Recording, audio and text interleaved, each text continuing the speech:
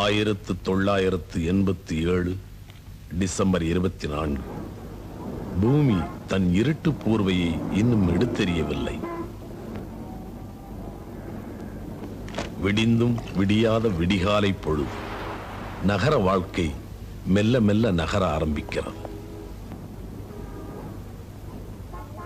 இதோ ராமாவரம் தோட்டம், பொன்மனச்செம்மலின் பொன் மாளிகை. எம்ஜிஆர் என்னும் 3 எழுத்து மந்திரம் லட்சோப லட்ச மக்களின் உயிர்களை இயங்க வைக்கும் அந்த உயிர் மூச்சு.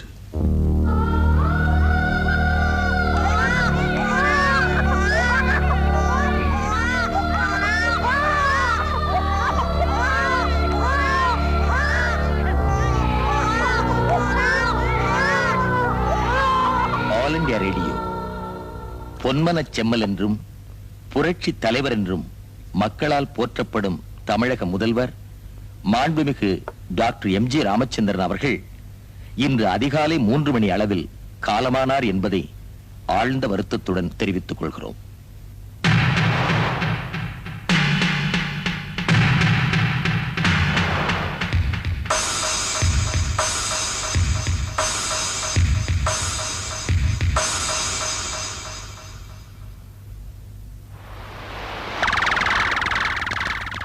கோடான கோடி மக்களால் உச்சரிக்கப்பட்டு வந்த எம்ஜிஆர் என்ற 3 எழுத்து சரித்திரம் முடிந்தாவிட்டது. வாழ்ந்து முடித்த வரலாறு கடைசியாய் தன் வீட்டிலிருந்து விடைபெறுகிறது. அந்த மாளிகையை விட்டு ஊர்வலம் போக மட்டுமே வெளியேறும் தலைவன் இன்று தேர்வலம் போக வெளியேறுகிறார். இதோ இங்குதான் என் இதயக்கனியை எடுத்து வருகிறார்கள் என்று சுட்டு விரல் நீட்டி சுட்டி காட்டுகிறாரா அண்ணா? அந்த தங்க முகத்தை தரிசிக்க வங்கக் கடலே வந்து விட்டதா? நதிக்கு கரை கட்டலாம், கடலுக்கு கரை கட்ட முடியுமா? அழுது புலம்பும் மக்கள் கூட்டத்திற்கு அணை கட்டுவது எப்படி?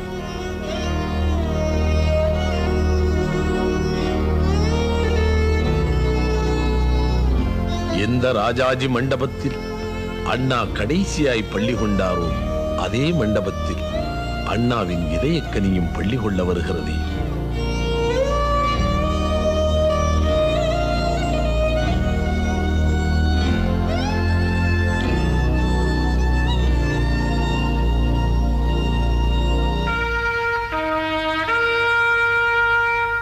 ஒரு மாநில முதலமைச்சரின் மறைவுக்காக அகில இந்தியாவிலும் தேசிய கொடி அரைக்கம்பத்தில் பறப்பது இப்போது மட்டும்தான். இதோ தேசிய கொடியும் கட்சி கொடியும் போர்த்தப்பட்ட பொன்மேனி. தீராத சோகத்தில் திருமதி ஜானகி அம்மையார்.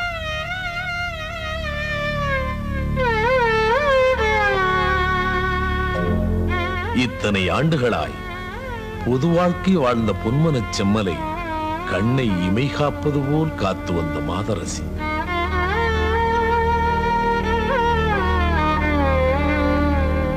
இனம் கடந்து, மொழி கடந்து, எல்லை கடந்து மனித நேசத்தால் மாமனிதரானவர் மக்கள் திலகம் எம்ஜிஆர். அதனால்தான் இந்தியாவே எழுந்து வந்து அந்த மக்கள் தலைவனுக்கு மலர் வளையம் வைக்கிறார். மேதகு இந்திய குடியரசுத் தலைவர் ஆர். வெங்கட்ராமன் அவர்களும் அவர்தம் துணைவியாரும்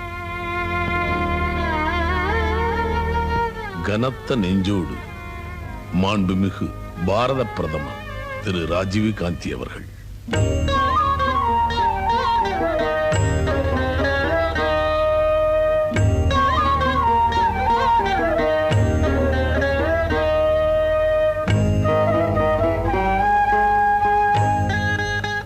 பொன்வீணை தந்த நாளும் மறந்து போகுமா?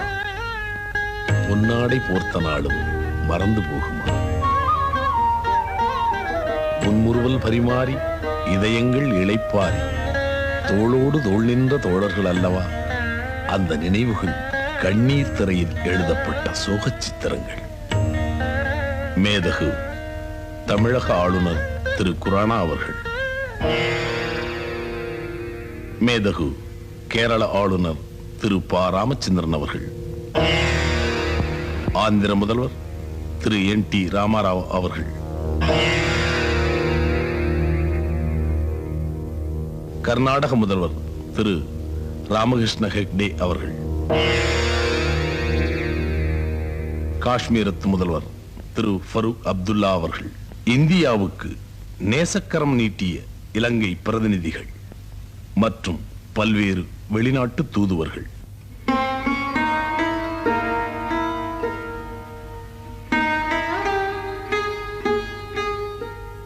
இதோ ஆறாத சோகத்தோடும் அழுதுலர்ந்த கண்களோடும் சட்டமன்ற நாடாளுமன்ற உறுப்பினர்கள்,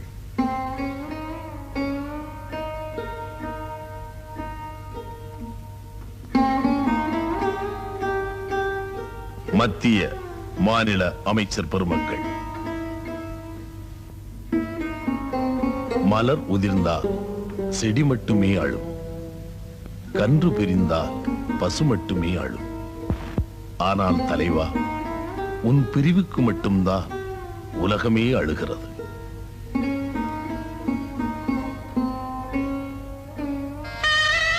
சகலவிதமான பூக்களும் அந்த அன்பு தலைவனுக்கு அஞ்சலி செலுத்துவது போல் அனைத்து கட்சி தலைவர்களும் அந்த அன்பு தலைவனுக்கு அஞ்சலி செலுத்துகிறார்கள்.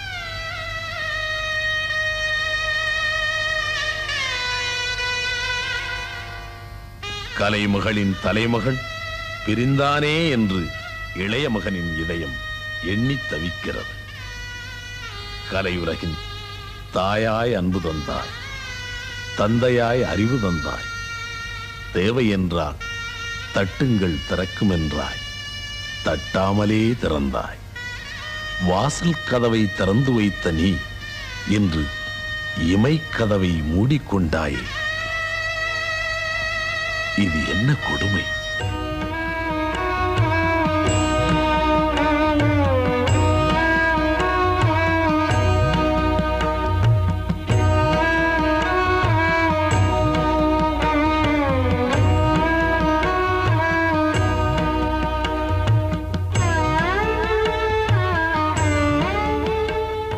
கலை உலகத்தை கலையாத உலகமாய் காத்து நின்ற கலை காவலனே, அந்த வானத்து சந்திரன் மறைந்தால் நாங்கள் விளக்குகள் ஏற்றி வெளிச்சம் பெறுவோம்.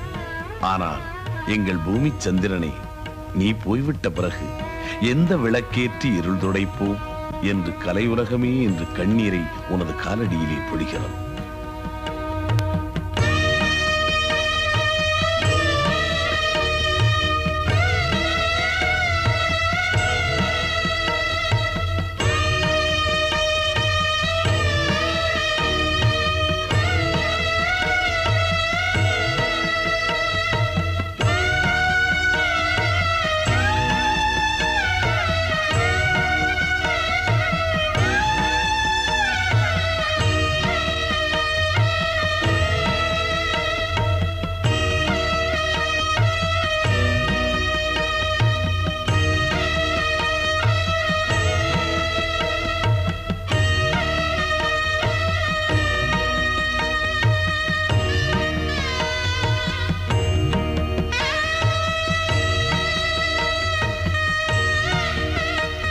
மருத்துவர்களே, நமது அன்புக்குரிய பொன்மனச் செம்மலுக்கு இது மரணம் இல்லை, உறக்கம்தான் என்று அறிவித்து விட மாட்டீர்களா?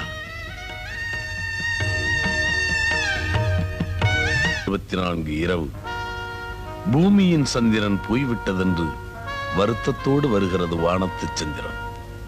தமிழகத்தையே உறங்க விடாத சோகராத்திரி. விடிய விடிய அந்த நீண்ட வரலாறு நினைத்து பார்க்கப்படுகிறது.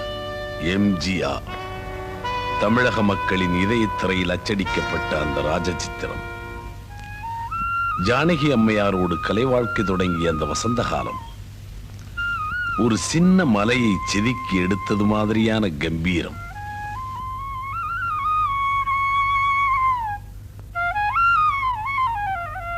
பேரறிஞர் அண்ணாவோடும் திராவிட இயக்கத்தோடும் தன்னை பின்னி பிணைத்துக் கொண்ட ஒரு பெரு வாழ்க்கை. கலையை ஒரு கண்ணாகவும் அரசியலை மறுகண்ணாகவும் வளர்த்து முடித்த வரலாறு. கட்சியை ஆரம்பித்த 5 ஆண்டுகளில் ஆட்சியை பிடித்த அதிசயம். 67 அவர் வணங்கும் அண்ணா முதல்வராகிறார். 77 அவரே முதல்வராகிறார்.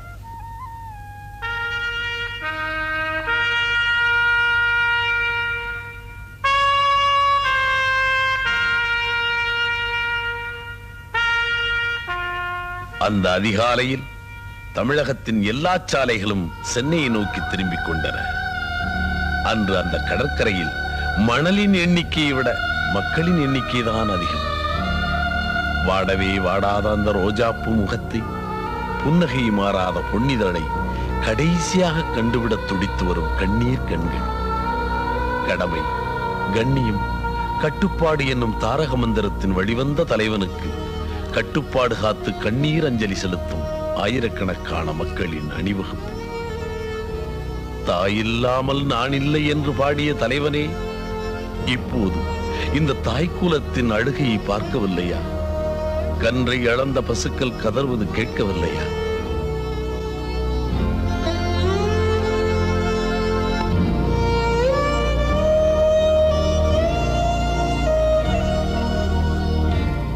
கோபுர தீபமாய் இருந்தாலும் அவர் குடிசைகளின் ஒளிவிளக்கு. வாழ்ந்தவர் கோடி, மறைந்தவர் கோடி, மக்களின் மனதில் நிற்பவர் யார்? மாபெரும் வீரர், மானம் காத்தோர், சரித்திரம் தனிலே நிற்கின்றார் என்று தனக்கு எழுதப்பட்ட இலக்கணத்திற்கு தானே வாழ்ந்து காட்டியவர்.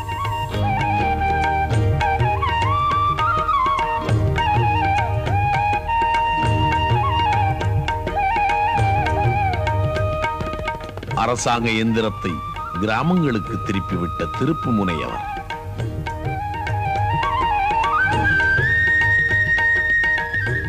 கிராமத்து வீடுகளில் குடும்ப புகைப்படம் இருக்கிறதோ இல்லையோ, அந்த கொற்றவனின் புகைப்படம் நிச்சயம் இருக்கும்.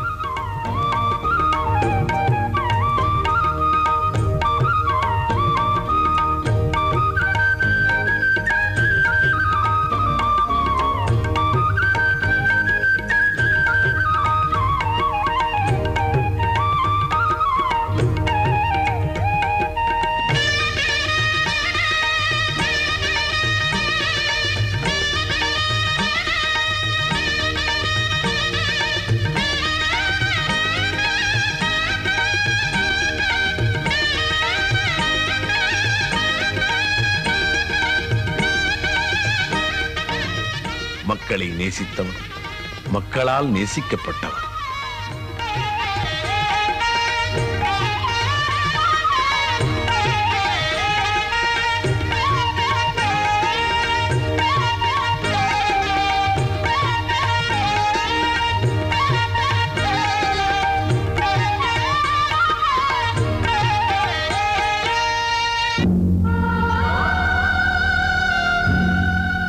அள்ளி கொடுத்த நாயகன் அடங்கிவிட்டானே என்று சொல்லி சொல்லி அழுகிறார்.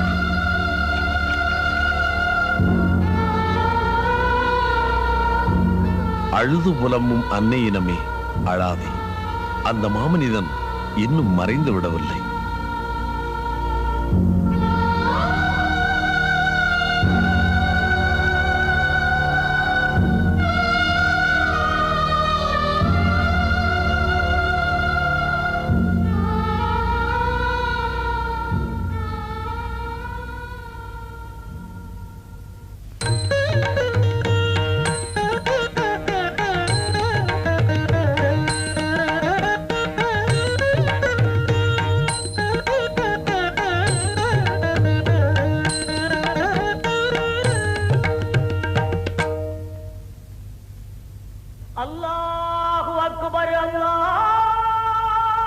அனைத்து மக்களுக்கும் பொதுவாயிருந்த அந்த அன்பு தலைவனுக்கு அனைத்து மதங்களும் அஞ்சலி செலுத்தின.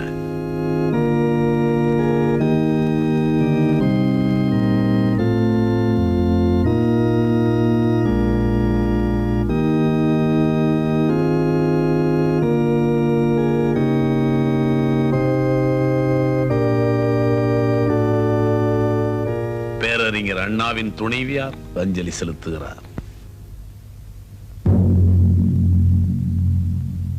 தன் வாழ்க்கையில் ஆயிரம் ஆயிரம் ஊர்வலங்களை சந்தித்த அந்த சரித்திர தலைவன் தன் கடைசி ஊர்வலத்திற்கு தயாராகிவிட்டார். அன்னை இந்திரா கடைசி ஊர்வலம் கண்ட அதே ராணுவ வண்டியில் அல்லவா பொன்மனச்செம்மலும் இப்போது புறப்படுகிறார். எல்லோரும் பார்க்க தான் மட்டும் பாராமல் அந்த பாட்டுடை தலைவன் பயணம் கொள்கிறார். போகுதே போகுதே போகுதே நாட்டை விட்டு இருந்த கூட்டை விட்டு போகுதே போகுதே ஏழைகளின் இதயமெல்லாம் வேகுதே வேகுதே போகுதே போகுதே போகுதே போகுதே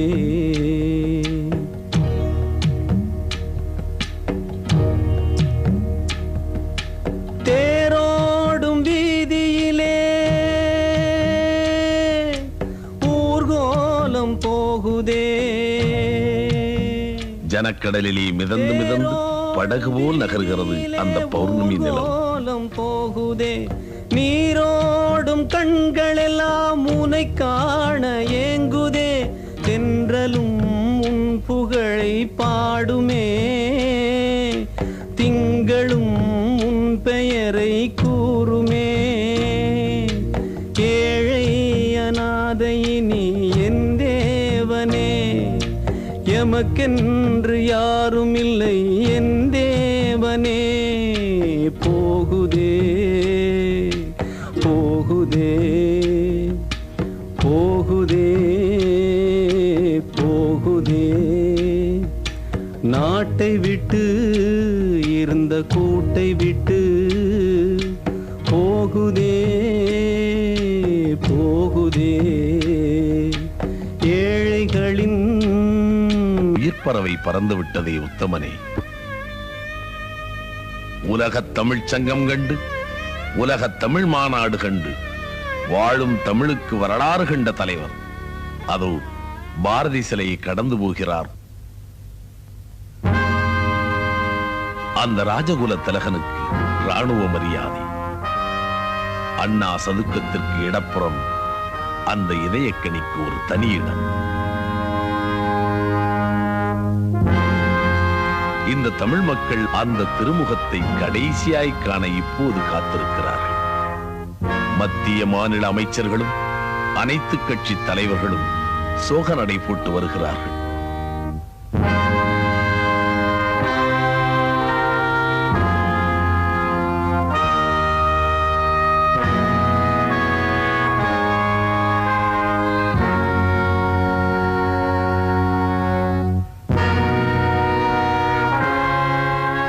வருகிறது வருகிறது பூக்கள் சுமந்து அந்த பொன்னுடம்பு வருகிறது.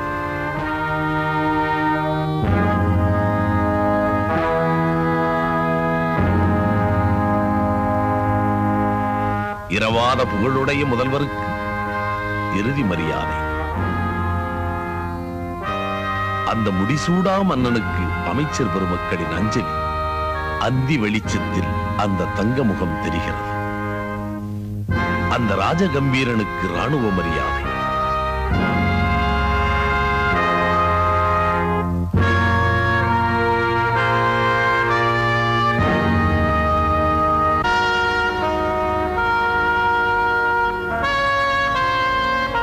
அதோ அந்த சரித்திர நாயகன் துயிலப் போகும் சந்தனப்பேழை. ஒரு சாகாத சரித்திரத்தின் கதவு அடைக்கப்பட்டு விட்டது.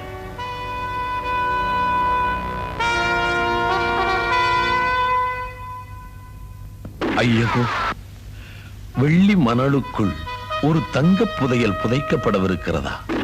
தன் வாழ்க்கையில் அமாவாசையை சந்திக்கவே சந்திக்காத அந்த சந்திரன் இதோ இன்று பூமிக்குள் பூமிக்குள்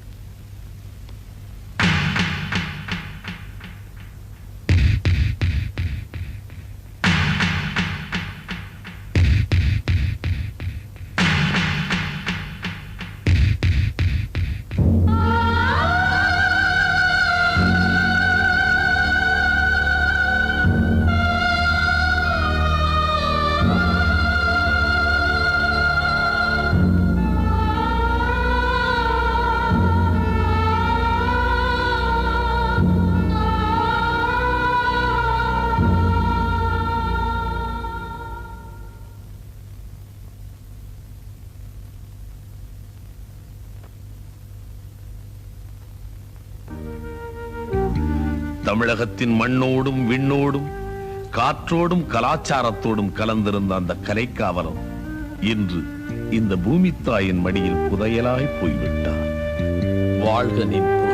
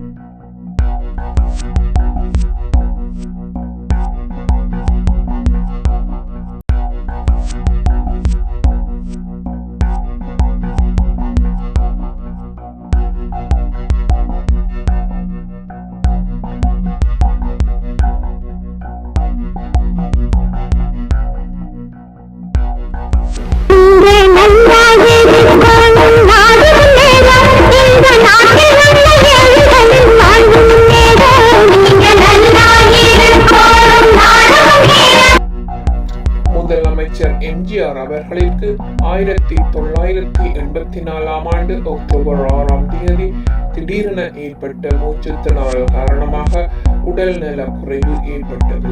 வீட்டில் இருந்தபோது ஏற்பட்ட மூச்சு விடுவதில் சிரமம் காரணமாக உடனடியாக அவரது மனைவி ஜானகி அவர்கள் உடனே அப்பல்லோ மருத்துவமனைக்கு அழைத்து சென்றார்.